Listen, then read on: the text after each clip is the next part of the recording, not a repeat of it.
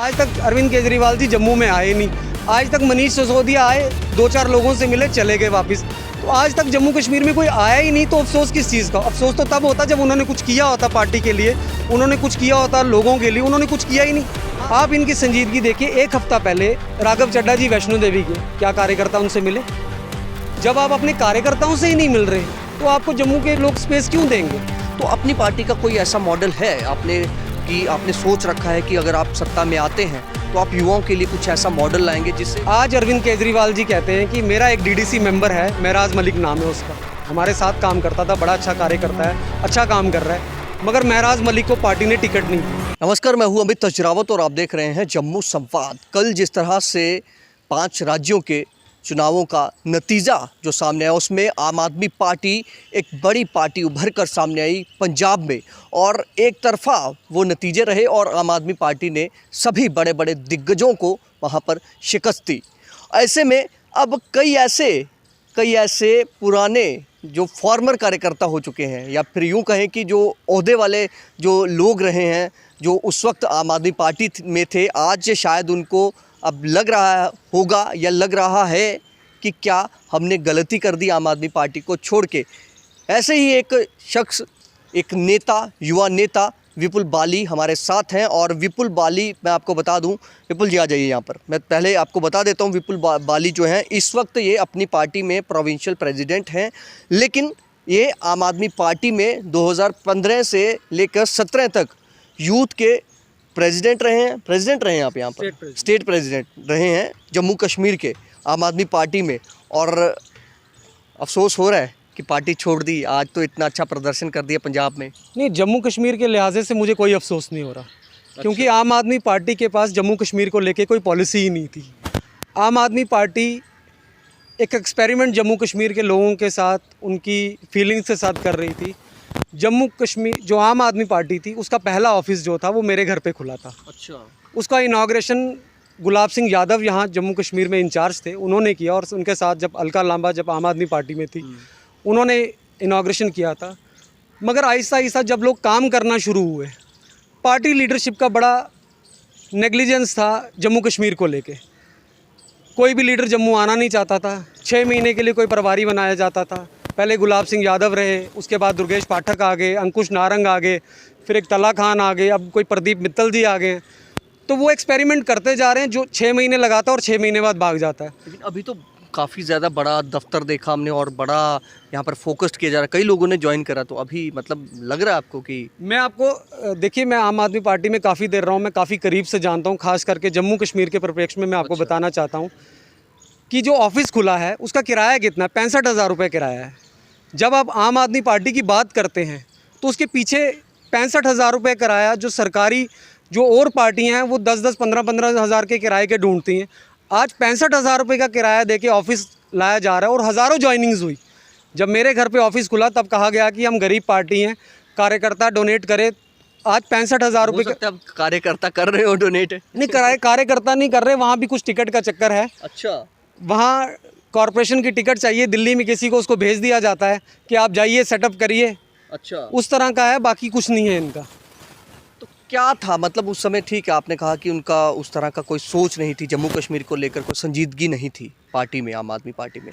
तो क्या आपको क्या लगता है कि मतलब अभी भी वो उस तरह से संजीदगी नहीं है? खैर, आपसे ये सवाल बनता नहीं है, लेकिन आपको, क्योंकि आप रहे हैं ना, आप भले भांति जानते हैं, आप केजरीवाल की सोच को भी जानते होंगे। तो क्या लगता है कि युवाओं को लेकर उनकी पॉलिसी ऐसी थी, या फिर और जो मुद्दे थे जम्मू कश्मीर में रोज़गार को लेकर, या फिर और बड़े विकास को लेकर, कई ऐसे मुद्दे हैं जिन पर अक्सर हमारी जनता बाहर आती है। तो क्या लगता है आपको, क्या वो वजह है? देखिए, मैं आपको एक बात बताता हूँ। आप अगर जब से आम आदमी पार्टी बनी है, यहाँ आपसे बड़े कार्यकर्ता बात करते हो, आप मुझे बताइए कि सेंट्रल लीडरशिप से जम्मू कश्मीर में कभी बयान आया? आज अरविंद केजरीवाल जी कहते हैं कि मेरा एक डीडीसी मेंबर है, महराज मलिक नाम है उसका, हमारे साथ काम करता था, बड़ा अच्छा कार्य करता है, अच्छा काम कर रहा है, मगर महराज मलिक को पार्टी ने टिकट नहीं दी। पार्टी ने इंडिपेंडेंट लड़े और जैसे इंडिपेंडेंट जीते, केजरीवाल जी ने उनको गले लगा लिया। आप यहाँ से 4 MLA उठ के जाइए, वो आपको गले लगा लेंगे।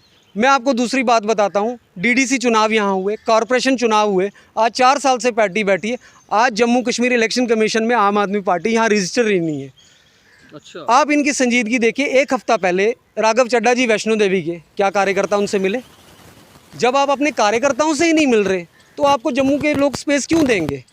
जब आप कार्यकर्ताओं को इग्नोर कर रहे हो, कार्यकर्ता को इग्नोर करना मुझे लगता है कि, और जम्मू कश्मीर पे कोई भी तीखा टिप्पणी नहीं करना, एक सिवाय जो 370 ड्यूटी उसको सपोर्ट करने के अलावा कोई भी ऐसा स्टेटमेंट केजरीवाल की तरफ से और उनकी टीम की तरफ से नहीं आया।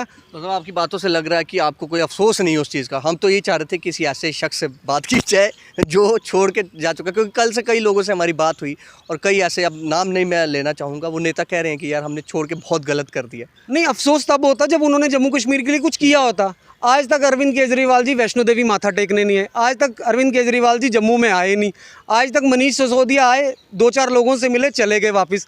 तो आज तक जम्मू कश्मीर में कोई आया ही नहीं, तो अफसोस किस चीज़ का? अफसोस तो तब होता जब उन्होंने कुछ किया होता पार्टी के लिए, उन्होंने कुछ किया होता लोगों के लिए, उन्होंने कुछ किया ही नहीं। हाँ, 10-20-50 लोग हैं जो नारे वगैरह करते हैं। आपको ये 15-20 दिन में आपको ये जो दिख रहा है थोड़ा आम आदमी पार्टी का, ये इन लोगों के इमोशंस हैं। हम भी उस टाइम पे, किसी टाइम पे हम भी उनके साथ इमोशनली अटैच थे, हम भी ऐसे काम करते थे, हम भी प्रदर्शन। तो लगता है कि ये भी छोड़ के जाएंगे? बिल्कुल, मैं कह रहा हूँ, आप मेरे से आज नोट कर लीजिए, जितने लोग हैं, अगर जिस दिन आम आदमी पार्टी अपना पैर बसारेगी, इनमें से कोई भी नहीं रहेगा। वो तो कह रहे हैं कि अब हम जम्मू कश्मीर में सेंध लगाने वाले हैं, पंजाब में हमने फतेह कर लिया। नहीं, फतेह की है पंजाब में, वहाँ पे मेहनत बहुत हुई है। वहाँ पे पहले 4 MP आए, फिर 3 छोड़ के चले गए, फिर भगवंत मान ने उसको लीड किया, फिर फुल्का साहब आए, खैरा आया, बड़े लोग आए, बड़े लोग छोड़ के चले गए। मगर उसमें पार्टी के कार्यकर्ताओं ने भी संजीदगी से काम किया और लीडरशिप ने भी संजीदगी से काम किया। जब भी कोई पार्टी बनती है उसमें संजीदगी से काम होता है। मसलन आज अल्ताफ़ बुखारी साहब जम्मू कश्मीर के लीडिंग बिजनेसमैन, उनमें संजीदगी है। उनको पॉलिटिकल पार्टी की ज़रूरत नहीं थी, मगर फिर भी उन्होंने पॉलिटिकल पार्टी फ्लोट की, लाइक माइंडेड पीपल साथ लाए, अच्छे तरह से उन्होंने लोगों में कहा। जैसे मैं आपको एक बात बताता हूँ, उन्होंने कहा कि हमारी सरकार आएगी, हम 500 यूनिट गर्मियों में बिजली फ्री देंगे। वो तो कह रहे हैं कि अल्ताफ़ बुखारी केजरीवाल साहब का चुराया हुआ वो नहीं, मॉडल है। केजरीवाल साहब का मैं बताता हूँ ना, केजरीवाल साहब का क्या है। अब मैं आपको, आपका कोई दिल्ली रहता हो, अब उससे पूछिए, उसमें 200 यूनिट बिजली फ्री है। अगर आपका 201 यूनिट आ गया तो आपको 201 यूनिट के पैसे देने हैं। आपका 20,000 लीटर पानी फ्री है। कुछ ना कुछ तो दे रहे हैं ना। अब जो 200 यूनिट से भी नीचे करते हैं तो वो तो सही है ना। नहीं, तो हम तो 500 यूनिट दे रहे हैं ना। अच्छा। हम 500 यूनिट दे रहे हैं। हमने कहा जो पेंशन 1,000 रुपये आ रही है उसको हम 5,000 रुपये बढ़ा के कर देंगे। दूसरी चीज़ हमने ये कही, जो उज्ज्वला योजना के थ्रू सिलेंडर मिल रहे हैं लोगों को, आज सिलेंडर तो सरकार ने दे दिए, मगर 1,000 रुपये का सिलेंडर तो भरवाएगा कौन? तो हमने कहा कि हम 4 सिलेंडर उनको फ्री ऑफ कॉस्ट देंगे। इसी तरह हमने कहा कि जो साल के 4 इसी तरह हमने ये कहा कि जो यूथ की रिजर्वेशन और जॉब के, हम बाहर के लोगों को उनको बाहर भेजेंगे। और अल्ताफ़ साहब ने कहा जिस दिन जम्मू कश्मीर अपनी पार्टी की सरकार बनेगी, चाहे वो माइनिंग माफिया हो, चाहे वो शराब माफिया हो, वो 30 दिन के अंदर उनका बोरी बिस्तरा गोल करके उनको वापस भेज दिया ये जाएगा। वाकई में जो बातें आप कह रहे हैं, ये वाकई में ईमानदारी से होंगी जब अपनी पार्टी की सरकार आएगी? क्योंकि अक्सर होता है ना, नेता तब तक वायदे करते हैं, तब तक ऐसी बातें करते हैं जब तक वो सत्ता में नहीं होते। जब सत्ता मिल जाती है फिर कहते हैं कि वो पिछले दरवाजे से सब कुछ होता है। देखिए, मैं आपको बात बताऊं, अगर मैं आप टॉप लीडरशिप की बात करूं, जिसमें अल्ताफ़ बुखारी साहब हैं, गुलाम हसन मीर साहब हैं, दिलावर साहब हैं, ये लोग ऐसे हैं जो पिछले कई दशकों से जीतते आ रहे हैं। वो जीत क्यों रहे हैं? कि उन्होंने अपनी कॉन्स्टिट्यूंसी के लोगों के काम किए हैं। यहाँ तो ऐसे लीडर हैं जो एक बार जीते हैं, दूसरी बार उनका पता ही नहीं होता कहाँ चले गए। तो लोगों के इन्होंने काम किए। अब इन्होंने एक पार्टी फ्लोट की, एक सच की राजनीति की, जिसमें आहिस्ता आहिस्ता लोगों का कारवां बढ़ता जा रहा है। और बड़ी बोल्डनेस से अल्ताफ़ साहब ने, किसी लीडरशिप ने ये कहा कि जो माइनिंग का माफिया हम 30 दिन में बाहर भेज देंगे। ये सिर्फ अल्ताफ़ बुखारी में इतनी हिम्मत है कि सच कहने की कि मैं इनको बाहर वापस भेजूंगा। अच्छा, युवाओं की बात की, हमारे इस समय जम्मू कश्मीर में यूथ को लेकर बहुत ज़्यादा एक रोष है। यूथ बेरोज़गारी दर जो है वो लगातार बढ़ती जा रही है। मौजूदा एलजी सरकार भी कुछ उस तरह से कोई सोर्स ऑफ इनकम जो यूथ के लिए वो नहीं बना पा रहा है। भले ही बातें की जा रही हैं, लेकिन जो धरातल पर वो चीज़ें नहीं हो पा रही। तो अपनी पार्टी का कोई ऐसा मॉडल है आपने सोच रखा है कि अगर आप सत्ता में आते हैं तो आप युवाओं के लिए कुछ ऐसा मॉडल लाएंगे जिससे ज़रूरी नहीं है कि सरकारी नौकरी दी जाए, प्राइवेट नौकरी भी एक नौकरी होती है, उससे भी इनकम जनरेट होती है? देखिए, अल्ताफ़ साहब ने, परसों हमारा कठुआ में जलसा था, अल्ताफ़ साहब ने वहाँ कहा कि मैं एंटरप्रेन्योर हूँ, मैं यहाँ पे एंटरप्रेन्योर क्रिएट करूँगा, लोगों को बताऊँगा बिज़नेस कैसे होता है। मुझे पता है कि बिज़नेस कैसे होता है। बाकी जितने भी राजनेता हैं उनका इनकम का सोर्स कोई नहीं है। उन्होंने कहाँ से बंगले बना लिए, कहाँ से गाड़ियाँ बना ली, वो ही जाने या सरकार जाने। अल्ताफ़ साहब जो हैं वो लीडिंग बिजनेसमैन है, और उन्होंने ये कहा कि हम जो जम्मू कश्मीर में प्रोजेक्ट्स चल रहे हैं उनमें हम 80% रिजर्वेशन करेंगे यूथ के लिए, जो यूथ को अनएम्प्लॉयमेंट से बाहर निकालेगी।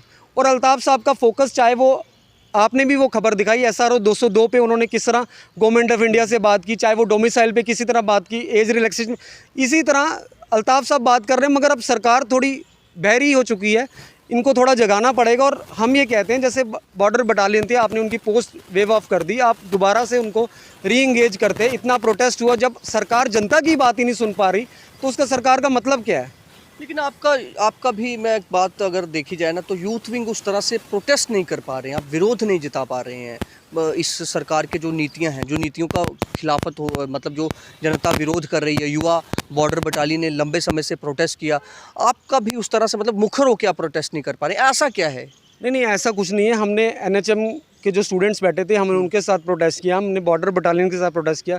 हमारी थोड़ी बदकिस्मती ये है कि जब थोड़ा सा हम लाइन अप करते हैं तो कोविड आ जाता है उस वजह से, वरना हमने यूथ की आवाज़, बुखारी साहब ने यूथ की आवाज़ गवर्नमेंट ऑफ इंडिया से भी बात की, होम मिनिस्टर से भी बात की। और अब हम अभी पावर में नहीं है, हम बात कर सकते हैं, डिमॉन्स्ट्रेशन कर सकते हैं, आप बोल ही सकते हैं, विरोध बिल्कुल कर सकते हैं। हाँ। अभी पार्टी नहीं है, लोग आ रहे हैं, प्रोटेस्ट हो रहे हैं, आहिस्ता आहिस्ता हम यूथ के प्रोटेस्ट मुद्दे उठा रहे हैं। और अब मैं आपको एक बात बता दूं, जब आज से 4-5-6 महीने पहले सारे स्टेट के प्रेसिडेंट्स पार्टीज़ के मिले, तो अल्ताफ़ बुखारी साहब अकेले वाहिद इंसान थे जो उस मीटिंग में 45 मिनट बोले और उन्होंने यूथ फॉर्मेशन पॉलिसी की बात की। और कोई यूथ की पॉलिसी की बात करने को तैयार नहीं है, चाहे वो भाजपा हो, चाहे वो कांग्रेस हो, चाहे वो PDP हो। इन्होंने यूथ को इग्नोर किया है, सिर्फ यूथ को यूज़ किया है। मगर मुझे ऐसा लगता है कि बुखारी साहब ने हर लेवल पे यूथ की बात की है और हर जगह यूथ को आगे लाने की कोशिश की। हम भी उनसे मोटिवेट होके, हमें भी वो इस तरह के प्रोग्राम बताते हैं कि आने वाले टाइम में यूथ को कैसे इंगेज करेंगे, 80% रिजर्वेशन देंगे, जो माइनिंग के थ्रू लोग आ गए हैं उनको वापस भेजेंगे, जो शराब माफिया के थ्रू लोग आ गए हैं उनको वापस भेजेंगे, जम्मू कश्मीर को खुशहाल जम्मू कश्मीर बनाएंगे। चलिए, आखिरी सवाल अब ये है कि डर तो नहीं है ना आम आदमी पार्टी का पंजाब का रिजल्ट देखकर कि जम्मू कश्मीर में कहीं टक्कर तो ना दे देगी? मुझे लग रहा है डर उनको है जो वापस ही नहीं आ रहे। आपको बात बता दूं, 4 दिन पहले राघव चड्ढा वैष्णो देवी आए, कोई मिला ही नहीं। अभी तो पहले वो तो तैयार हो जाएं कि जम्मू कश्मीर में जब वो आएंगे तब देखा जाएगा कि क्या डर है क्या नहीं। चलिए, बहुत बहुत शुक्रिया। तो हमारा मकसद यही था कि क्योंकि हम कल से हमारी कई लोगों से बात हो रही थी, जो नेता जो छोड़ के आम आदमी पार्टी जिन्होंने एक ओहदे पर रहे हैं, भले ही आम आदमी पार्टी उस वक्त इतना नाम नहीं था, लेकिन आज जो कल जो नतीजे देखे गए हैं पंजाब में, और एक तरफा लहर जो है आम आदमी पार्टी की रही और बड़ा जो प्रदर्शन है वो किया, दिग्गजों को आम आदमी पार्टी ने कल शिकस्त दे दी।